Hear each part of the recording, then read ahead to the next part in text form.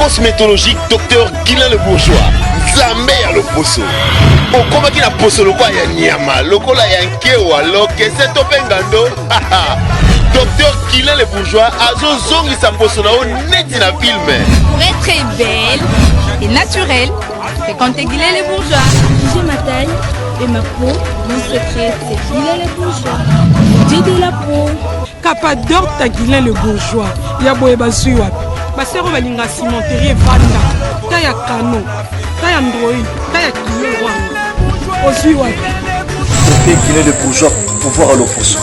Pour vivre parce que pour avoir besoin, ils ont des places dans mon corps. Pour faire une benda beauté. Olingi bendo benda beauté. On a la peau à bébé. On a vraiment la taille bien. Tibeleza malunga fuma mwela. Trouvez-nous sur boulevard Lumumba sur arrêt Bethany en face de la Robank. Nous sommes à Kimpese, Bandouville, Matadi et à Boma. Cabinet cosmétologique Dr Guilain le Bourgeois. Une réponse potentielle à toutes les peaux malades.